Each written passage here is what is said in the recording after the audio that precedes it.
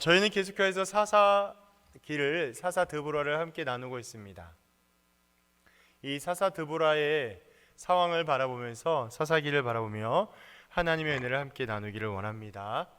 사사기는 영적인 지도자를 잃은 후에 여호와를 알지 못하는 세대, 어떠한 세대일까요?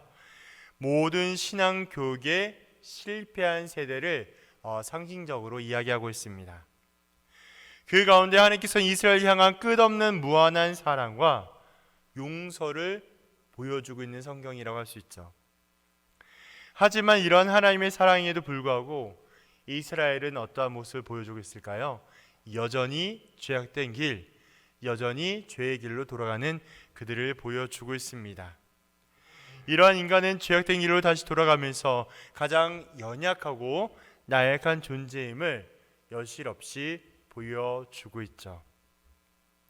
사사드보라가 처한 시대적인 상황은 다른 사사들과 크게 다름이 없지만 가나안의 야빈 왕으로부터 20년 동안 억압과 착취를 당하였습니다. 왜 그들은 다른 사사를 통하여서 평강과 기쁨과 또 위로를 얻게 되었는데 그럼에도 불구하고 왜 다시 죄악의 길로 돌아갔을까요?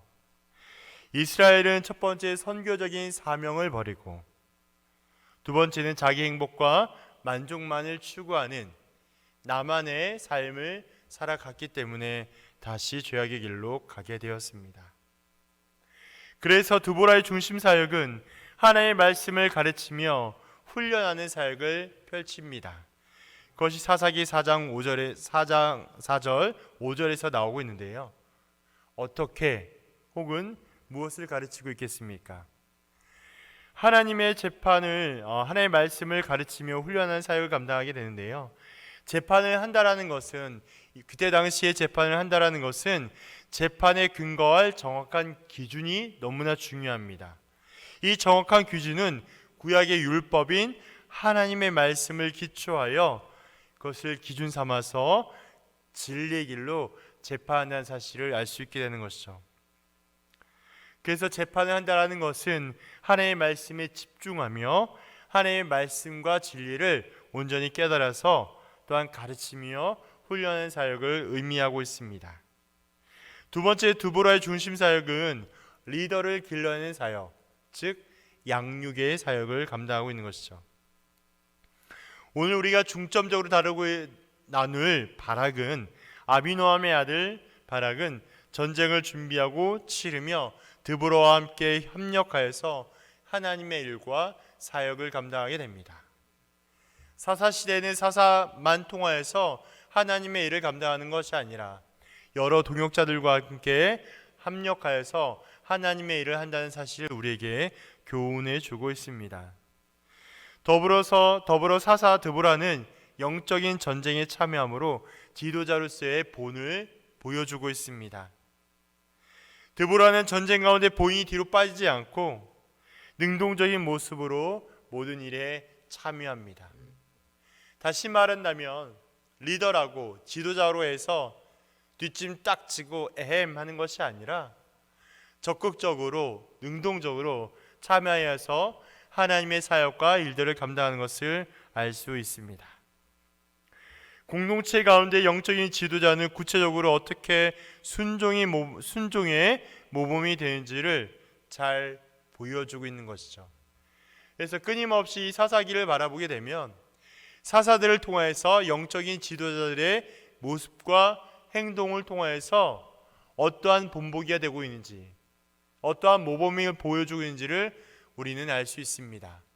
이 모범과 본보기를 통해서 그를 따라가는 많은 이스라엘 사람들과 또한 현재 우리를 살아가는 모두에게도 동일한 혹은 깊은 감동과 은혜를 주고 있는 것이죠. 오늘의 본문은 바락의 이야기로 시작합니다. 하나님께서는 바락을 가나안 왕 야빈을 물리친 일에 아주 중요한 일을 부르고 있습니다. 그런데 재미난 사실은 바락은 이런 하나님 부르심 앞에 주저하고 있는 것이죠. 사사기 4장 8절에 보면 만일 당신이 나와 함께 가지 아니하면 나도 가지 않겠노라고 이야기합니다. 무슨 말일까요? 자기 자신도 혼자서는 가지 못하겠다라는 뜻입니다. 왜 이렇게 바락은 주저앉고 머뭇거리고 있겠습니까? 분명 처음에 이야기할 때는 드보라가 길러내는 양육하는 사역을 통해서 또 다른 합력자를 통하여 하나님의 일을 감당한다라고 소개를 드렸는데도 불구하고 그는 여전히 주저앉고 또한 이러한 모습들을 통해서 나약한 모습들을 보여주고 있는 것이죠. 그가 이렇게 주저하고 있음은 바락 안에 열등감과 패배감으로 자신감이 결여되어 있기 때문에 그렇습니다. 그런데 재미난 또 한 사실은 본문을 살펴보면 바락은 그러한 인물이 아니었다라는 거예요. 지금 이야기해 드렸던 것처럼 사사기 4장 8절에 오면 분명히 바락은 주저하는 모습을 보여주고 있지만 사실 그는 그러한 인물이 아니었다라는 재미난 사실을 볼 수 있습니다. 실제로 바락은 충분한 능력과 역량을 가진 인물이에요. 우리가 사사기 4장 10절을 보면 이러한 말씀이 있는데요. 제가 읽어드릴게요. 바락이 스불론과 납달리 게데스로 부르니 10,000명이 그를 따라 올라가고 드보라도 그와 함께 올라가니라. 나와 있는 말씀처럼 이렇게 그를 따르는 이 사람들이 무려 10,000명이나 된다라고 이야기하고 있습니다. 바락이 사람들을 불러 모았고 그 숫자가 무려 10,000명이 넘었다라고 기록하고 있죠. 이러한 장면은 바락이 어떤 인물이었는가, 바락의 지도력을 엿볼 수 있는 장면입니다.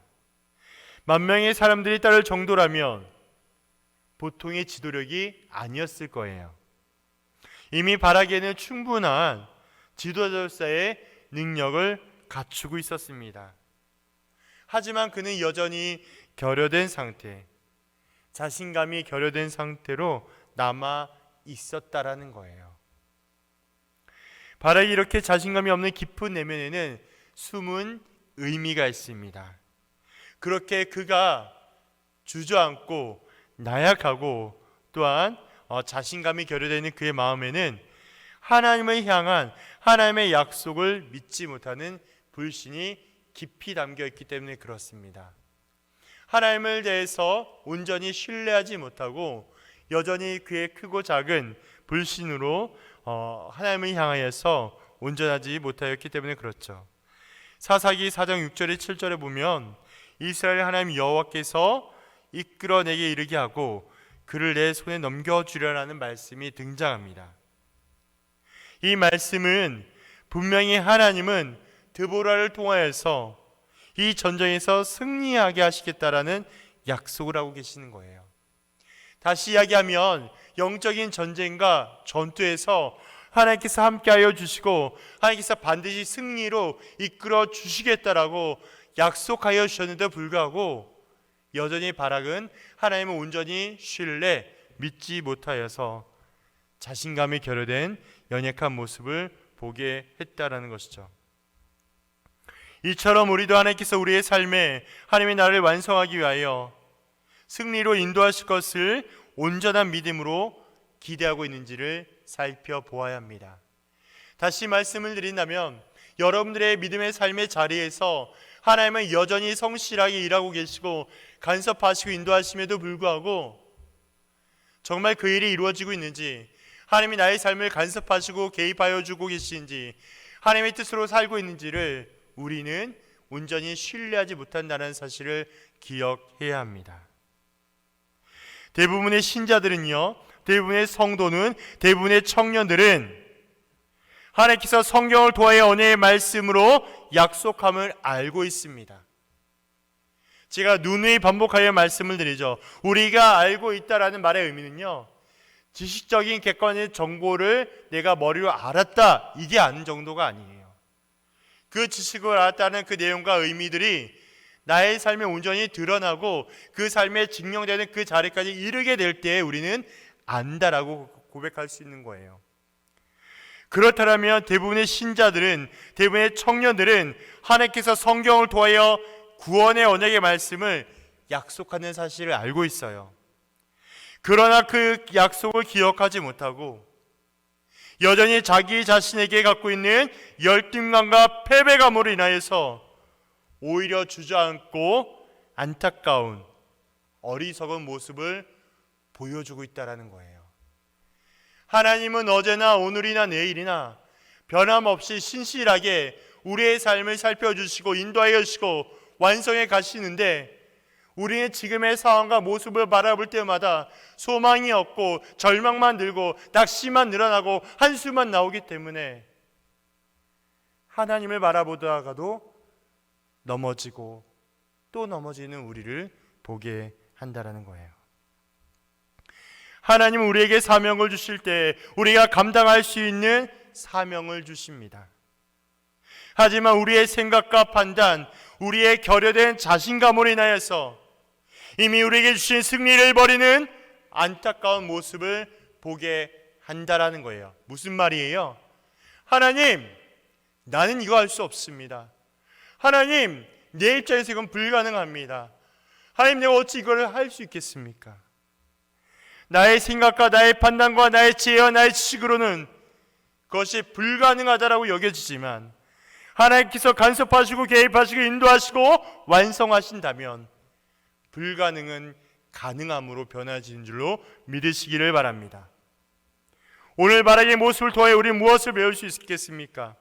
하나님을 온전히 신뢰하지 못하는 결과는, 하나님을 온전히 바라보지 못하는 결과는 승리의 영광을 얻지 못합니다. 무슨 말이에요? 하나님을 온전히 신뢰하지 못한다면, 믿음으로 우리가 그 길을 걸어가지 못한다면 우린 참된 구원의 감격과 기쁨을 느낄 수가 없다라는 거예요. 죄송한 말씀이지만 삶의 자리에서, 사역의 현장에서, 봉사의 자리에서 구원의 감격과 기쁨과 확신을 하지 않는다라면 언젠가 우리는 또한 넘어지고 시험 들고 낙심되며 스스로를 향하여서 어려운 마음을 들게 한다라는 거예요. 하나님께서는 드보라에게 분명히 승리의 영광을 약속하였지만, 분명히 승리하겠다라고 약속하였지만, 그 적들을 너의 손에 주겠다라고 약속하였지만, 그것을 온전히 믿지 못함으로 인하여서 승리의 영광을 스스로 버리고 마는 가장 처참하고 안타까운 비극을 맞이하게 됩니다. 원래 바락은 가나안 왕 야빈과의 전쟁에서 승리하는 주인공이에요. 하지만 이방 여인에게 전쟁의 영광을 빼앗기고 마는 결과를 맞이하게 됩니다. 이것이 우리에게 어떤 교훈을 주고 있겠습니까?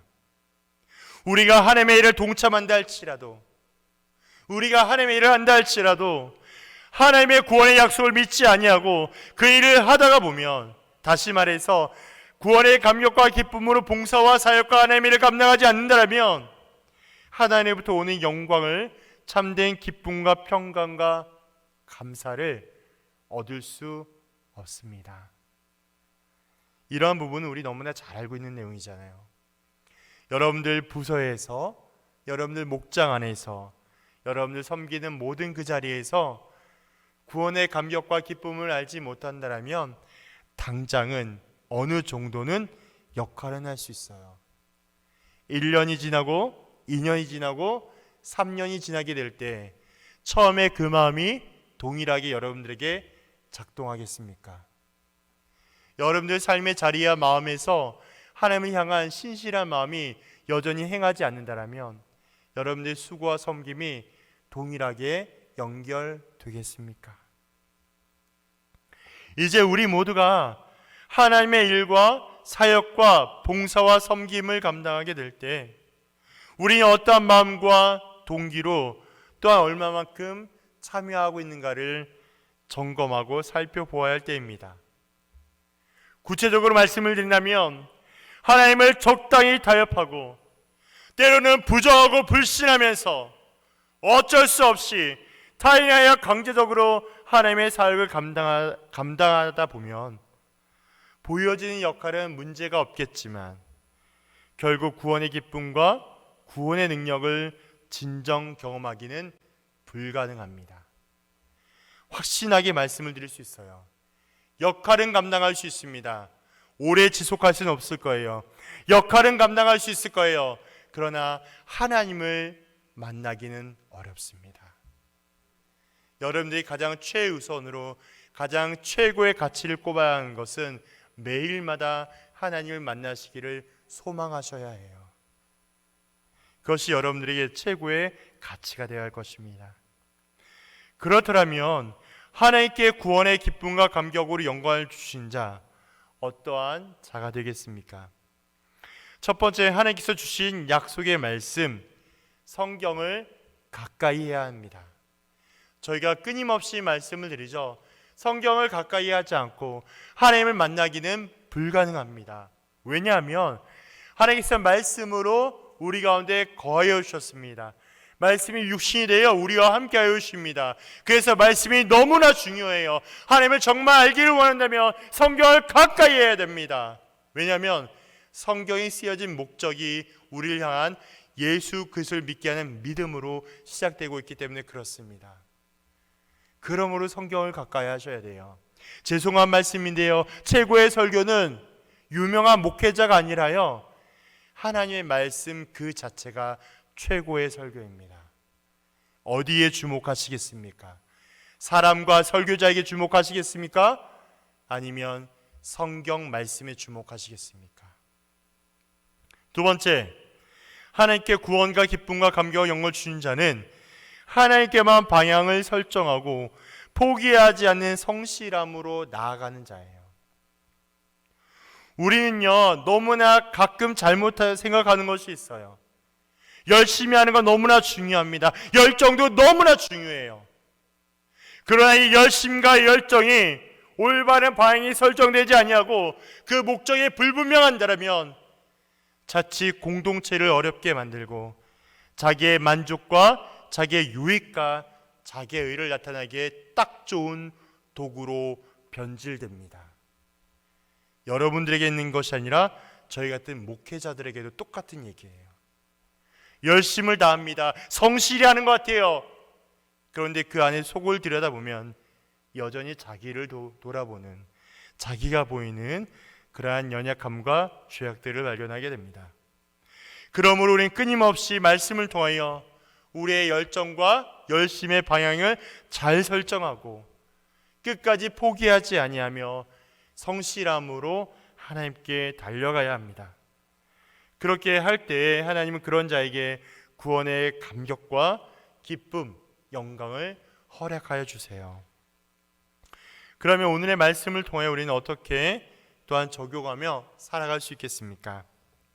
첫 번째는요, 하나님의 사명을 저버리고 자신의 행복만을 위해 살았던 삶을 회개합시다. 하나님의 사명을 저버리고 자신의 행복만을 위해 살았던 삶을 회개합시다. 두 번째는 교회와 우리의 영적 회복을 위하여 말씀 사역과 제자 양육 그리고 영적 전쟁에 참여합시다. 말씀 사역과 제자 양육 그리고 영적 전쟁에 참여합시다. 세 번째는 내면의 두려움과 하나님의 약속을 믿지 못하는 불신을 과감히 떨쳐냅시다. 내면의 두려움과 하나님의 약속을 믿지 못하는 불신을 과감히 떨쳐냅시다. 첫 번째, 하나님의 사명을 저버리고 자신의 행복만을 위해 살았던 삶을 회개합시다. 무슨 말일까요, 이 말이? 사탄의 지배 가운데, 사탄의 영향 가운데 하나님의 모든 창조 세계를 되찾는 것이 선교적인 삶을 의미합니다.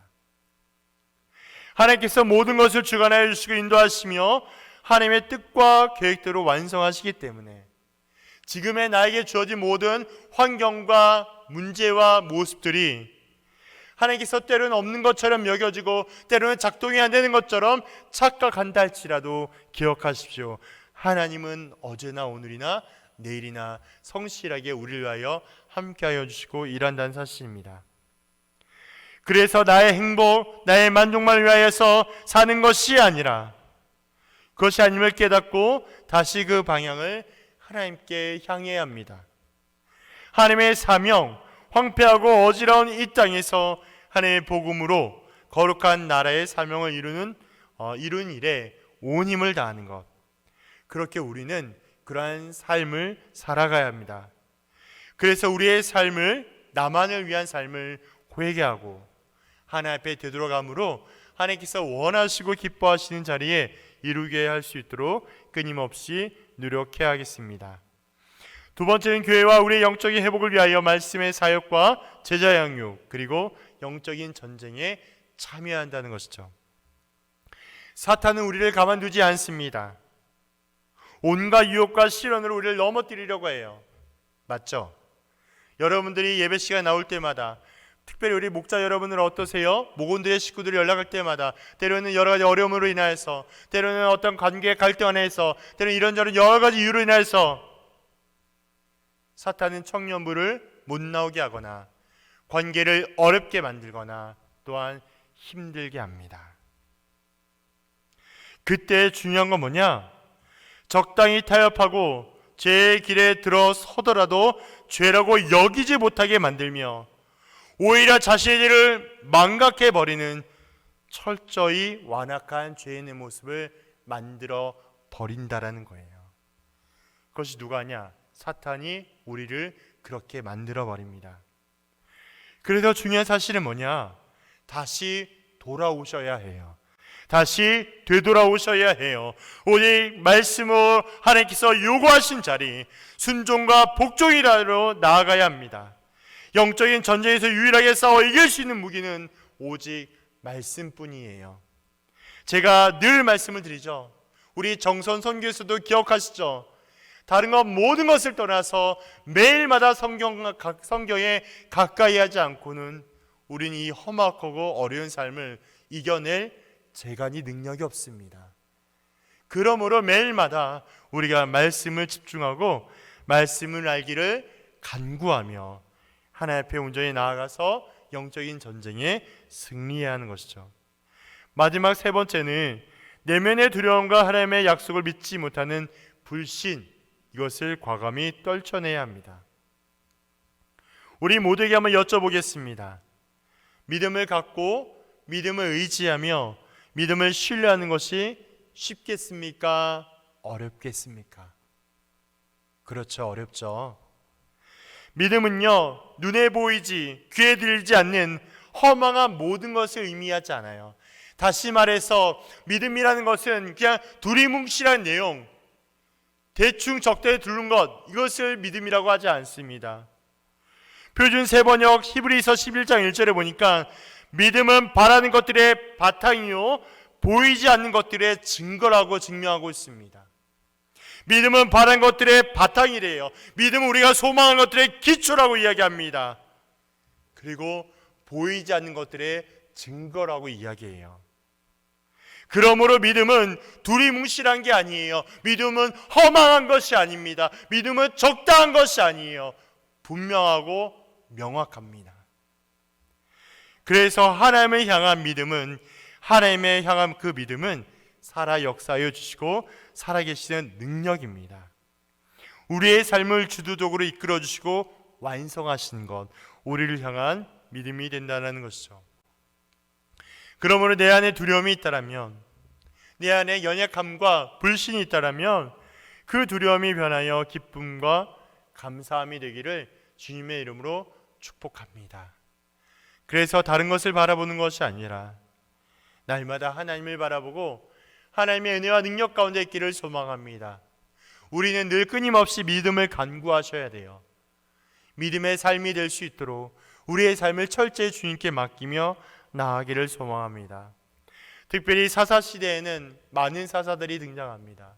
이 사사들을 통해서 우리 공동체와 나의 모습을 조명하고 하나님께서 가장 기뻐하시고 원하시는 삶의 자리에 온전히 나아갈 수 있도록 끊임없이 노력하며 살아가는 저와 모든 우리 청년들이 되기를 주님의 이름으로 간절히 기도합니다. 주의 영광 이곳에 가득해